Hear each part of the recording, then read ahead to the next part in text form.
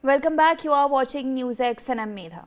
India has stepped up diplomatic outreach as tensions escalate in West Asia. External Affairs Minister Dr. S. Jaishankar held a conversation with his UAE counterpart Sheikh Abdullah bin Zayed Al Nahyan to discuss the rapidly evolving situation.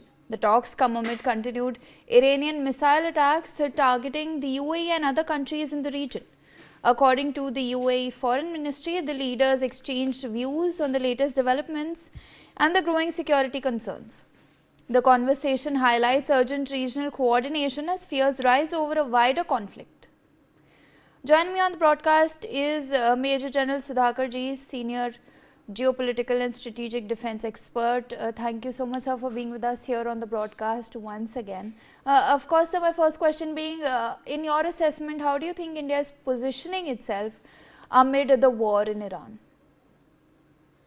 Good question, great question, I would say. India is playing its card, doing extensive tightrope walking, and more so because it is assumed the status of president in BRICS. This year, India is the president.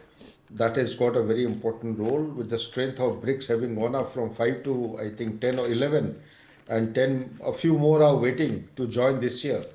There is a major responsibility, and more so the tariff war being in the background, and the Supreme Court of the United States having rebuffed or given a slap back to Donald Trump.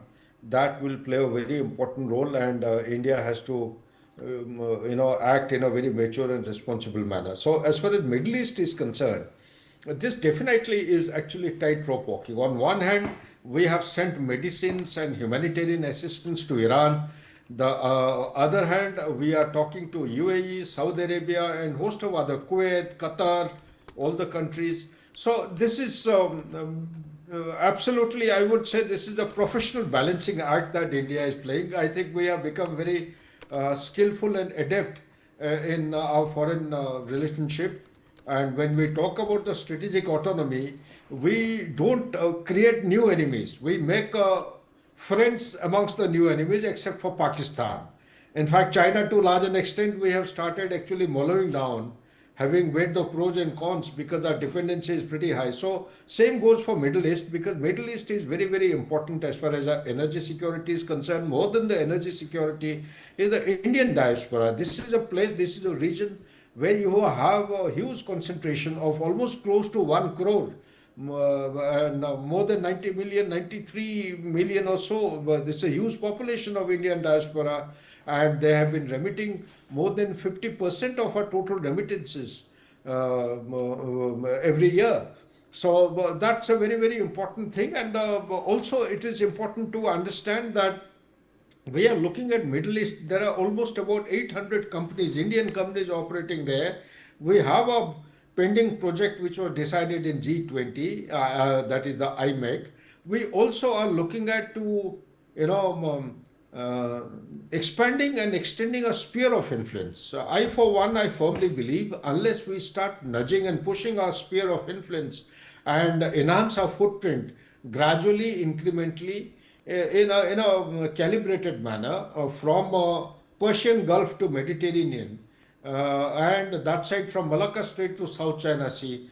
Perhaps talking about India becoming a global power by 2047 will be only a glib statement. So while all these things will happen, continue to happen, we need to actually extend our hand of friendship, our hand of maturity, responsibility. But in the same breath, I would strongly recommend to Indian leadership not to fall prey into brokering peace. Brokering peace anywhere in the world today, with the kind of complexity which has been compounded by Donald Trump, will be a very tall order. It will be very difficult to navigate the complex situation, whether it is Ukraine or Middle East or Iran. Iran is an age-old friend. We need to keep that in mind. While there have been very loose and unhealthy comments from the previous, may his soul rest in peace, the previous supreme leader, about JNK and host about the minorities in India, that's okay. One has to take these kind of comments in a mature manner, go along, as long as it doesn't impact our progress, our economic progress, our military might and diplomatic progress in the world order. Back to you, Meda. Alright, sir, please do stay on with me. Now, French President Emmanuel Macron has called for an immediate halt